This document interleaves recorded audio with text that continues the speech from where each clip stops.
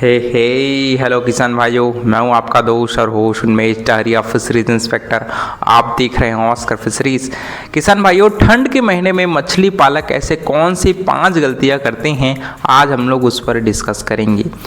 सबसे पहली गलती होती है मछली पालकों का, वो है तालाब में ओवर स्टॉकिंग करना। क्योंकि ठंड में अगर आप मछली पालन कर रहे हैं या फिर उसको ज़िंदा रखना चाहते हैं तो आपको नॉर्मल, अगर गर्मी के महीने में आईएमसी मछलियों को आप 5000 की संख्या में डाल रहे हैं तो आपको ठंड में सिर्फ 3000, 2500 ऐसे संख्या में अपने मछलियों को तालाब में छोड़ना चाहिए। इसका मेन कारण ये है कि ठंड में मछलियों का जो मेटाबॉलिक रेट है, मतलब जो ग्रोथ परफॉर्मेंस है, वो आधा हो जाता है गर्मी के मुकाबले। अगर आप सेम संख्या में मछलियों को डालेंगे तो वो मछली बहुत ही कम ग्रोथ करेगी, बहुत ही छोटी छोटी रह जाएगी।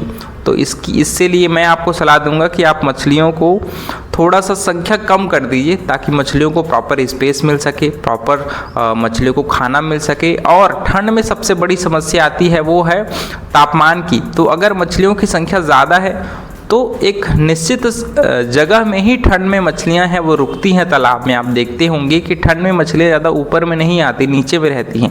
तो अगर संख्या ज़्यादा होगा तो ऑक्सीजन के लिए कंपटीशन हो सकता है। तो मैं सलाह दूंगा कि आप ठंड में अगर मछली पालन कर रहे हैं तो आपको कम संख्या में मछलियों को छोड़ना चाहिए ताकि सभी मछलियों को प्रॉपर स्पेस मिल पाए। दूसरा आपको काम करना है दोस्तों, ठंड में आप मछलियों को ओवर फीडिंग या फिर कमर्शियल फीड ना खिला करके जो कोई भी फीड खिला रहे हैं तो उसकी क्वांटिटी को आपको कम करना पड़ेगा। मेन कारण ये है कि ठंड में मछलियों का ग्रोथ कम होता है। इसका मेन रीज़न ये है कि मछलियां खाती ही कम हैं, क्योंकि उनका जो मेटाबॉलिक रेट है वो स्लो हो जाती है ना। क्योंकि प्रॉपर खाने को पचाने के लिए पानी का तापमान है वो 25 से 30 डिग्री के बीच में होना चाहिए। लेकिन ठंड में क्या होता है, पानी का टेम्परेचर आप नापेंगे तो वो 15 डिग्री से नीचे चला जाता है। तो जैसे ही तापमान 15 डिग्री से नीचे जाता है, मछलियां पूरी तरीक़ा से खाना है वो बंद कर देती हैं या फिर बहुत ही कम कर देती हैं, है ना। तो इसके लिए आप कोशिश करिए कि मछलियों को आप ओवर फीडिंग या फिर जितना आप क्वांटिटी में खिलाते हैं गर्मी में उतना क्वांटिटी में ना खिला करके आप उसको क्वांटिटी को आधा या फिर कम से कम 75% तक उसको डाउन कर दीजिए ताकि आप फीड का वेस्टेज है वो कम हो पाए। दूसरा, अगर फीडिंग करा भी रहे हैं तो आपको बैग फीडिंग कराना चाहिए। बैग में खाना भर दीजिए, बोरा में उसमें छेद कर दीजिए और पानी के 1 से 1.5 फीट उसको डिप करके, है ना, डुबा करके आप उसको छोड़ दीजिए। कम से कम प्रति एकड़ 8 से 10 बोरा में भर करके खाना को थोड़ी थोड़ी मात्रा में डाल दीजिए ताकि मछलियों को जब भी भूख लगे उनको उस बोरा से खाना है वो मिल जाएगा। क्योंकि हम लोग उसको अगर ब्रॉडकास्ट करेंगे तो कितना क्वांटिटी में मछली खाना खा रही है इसका हमारे पास ज़्यादा अनुमान नहीं लगेगा। तो उससे अच्छा आप अगर उसको बैक फीडिंग कराएंगे तो फीड कितना इनटेक हो रहा है, कितना मछलियां खा रही है, ये आपको पता चल जाएगा, जिससे आप मछलियों को ग्रोथ परफॉर्मेंस है उसको चेक कर पाएंगे। उसके अलावा आपको तालाब में प्राकृतिक भोजन पर ज़्यादा फोकस करना है, ना कि आपको मछलियों को लगातार फीडिंग कराना है। प्राकृतिक भोजन पानी में घुला रहता है, फाइटोप्लैंक्टन, जूप्लैंक्टन। तो इससे ये होता है कि मछलियाँ पानी को तो कंटिन्यू अपने शरीर से उन लोग गल्फ करते ही हैं, प्रवाहित करते ही हैं, है ना। तो उससे फिल्टर हो करके उनका जो गलफड़ा होता है उससे प्राकृतिक भोजन फिल्टर हो करके उसके खाने में जाता है, उसके मुंह में जाता है ना। तो इससे मछलियों को फीड मिल जाता है। तो आप कमर्शियल फीड या फिर फार्म मेड फीड पर ज़्यादा फोकस ना करके फर्मेंटेशन पर फोकस करिए। आप जब मस्त तापमान बढ़िया है, धूप खिला हुआ है, तब आपको कम से कम महीने में 2 बार आपको फर्मेंटेट करना है। इसके लिए आपको, अगर आपके पास गाय का गोबर है तो 250 किलो गाय का गोबर लीजिए प्रति एकड़ और उसमें 15 से 20 किलो सरसों खली मिलाइए और उसमें थोड़ी मात्रा में urea, DAP, single super phosphate डाल दीजिए 1 से 2 किलो। और अगर आपके पास सॉइल एंड वाटर प्रोबायोटिक होगा उसको आप उसमें डाल दीजिए। प्रति एकड़ कम से कम 2 से 3 किलो आप सॉइल एंड वाटर प्रोबायोटिक को मिला करके इसको 2 दिनों तक बढ़िया से ड्रम में सड़ाइए, डाल करके घोल बनाइए और उसको फिर अपने तालाब में डाल दीजिए। इससे प्राकृतिक भोजन की बहुत अच्छी मात्रा आपके तालाब में बन जाएगी। क्योंकि जब तक आप प्राकृतिक भोजन पर फोकस नहीं करेंगे, खासकर ठंड के महीने में, तो इससे मछलियों को प्रॉपर फीडिंग नहीं मिल पाएगा। ऐसे ही हम लोग मछलियों को कम फीडिंग करा रहे हैं, है ना। तो उससे अच्छा ये है कि अगर तालाब में प्राकृतिक भोजन की अच्छी मात्रा रहेगी तो कम से कम मछलियों को जो उनके जीवित होने के लिए, जिंदा रहने के लिए जितना खाना चाहिए वो उनको मिलते रहेगा पानी के माध्यम से, है ना। डायरेक्ट आपको फीडिंग कराने की भी ज़रूरत नहीं है। आपको चौथा काम ये करना है दोस्तों कि ठंड में आपको तालाब की जो पानी का लेवल है उसको 6 से 7 फीट तक मेंटेन रखिए।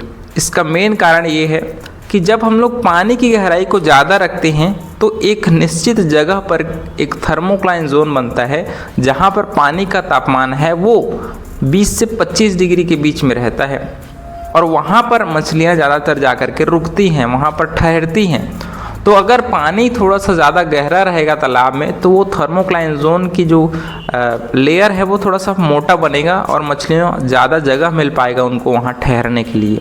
तो इसलिए आप अपने तालाब की जो गहराई है, पानी की जो गहराई है उसको आपको 6 से 7 फीट तक मेंटेन रखिए, ताकि मछलियों को एक प्रॉपर टेम्परेचर मिल पाए जहाँ पर मछलियाँ हैं वो अच्छे से उस जगह में ठहर पाए। क्योंकि अगर आप देखेंगे कि ठंड में अगर आप कम गहरा तालाब रहता है वहाँ पर तापमान बहुत जल्दी नीचे गिरता है, और जिससे मछलियों को बहुत ज़्यादा स्ट्रेस में रहती हैं और ठंड में मछलियाँ बहुत ज़्यादा मरती भी हैं। तो इससे अच्छा ये है कि आप ठंड में अपने पानी की जो गहराई है दोस्तों उसको 6 से 7 फीट है वो मेंटेन रखिए। अगर आपके पास एरिएशन की सुविधा है तो आप तालाब में एरिएटर ज़रूर चलाइए, कम से कम 2 से 3 घंटा सुबह सुबह, ताकि तालाब में ऑक्सीजन की मात्रा है वो अच्छे से मेंटेन रहे। क्योंकि ऑक्सीजन एक ऐसा क्रिटिकल फैक्टर है जो आपके तालाब के सभी वाटर क्वालिटी पैरामीटर्स को प्रभावित करती है, चाहे आपका पीएच हो गया, डिजॉल्व ऑक्सीजन हो गया, अमोनिया लेवल हो गया, एल्कलिनिटी, हार्डनेस, ये सारे इंपॉर्टेंट वाटर पैरामीटर्स को आपके ऑक्सीजन लेवल बहुत ज़्यादा प्रभावित करती है। इसीलिए आपको दोस्तों तालाब में एरिएटर या फिर अगर आपके पास बोरवेल की सुविधा होगी तो आप उसको शावर के रूप में तालाब से कम 3 फीट ऊंचाई में बांध दीजिए और उसको शावर के रूप में तालाब में गिराइए, ताकि वहाँ से ऑक्सीजन की प्रॉपर उसमें मिक्सिंग हो सके और वो तालाब में अच्छे से गिर सके। जिससे क्या होता है, आपके तालाब में ऑक्सीजन है वो अच्छे से मिक्स हो जाता है और मछलियों को उससे ऑक्सीजन मिल जाता है। तो ये एक जुगाड़ू तरीका है।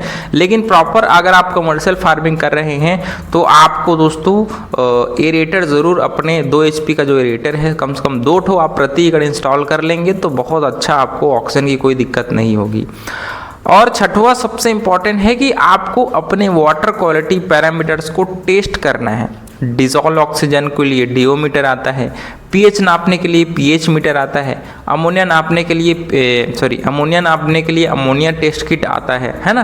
तो इन सभी इंपॉर्टेंट वाटर क्वालिटी पैरामीटर्स को आपको अच्छे से चेक करना है, ताकि ठंड में कोई भी मछलियां मरने से पहले ही आपको उसको तालाब में क्या समस्या है ये आपका पता चल जाए।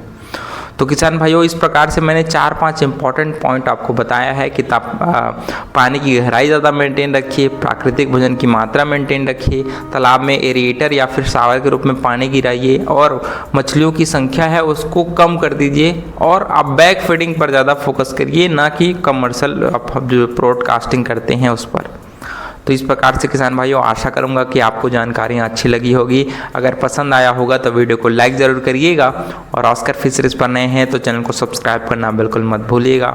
मिलते हैं अगले वीडियो में, तब तक के लिए बड़ों को सम्मान करिए, छोटों को प्यार करिए और खुद का ढेर सारा ख्याल रखिए। Thank you, thanks for watching.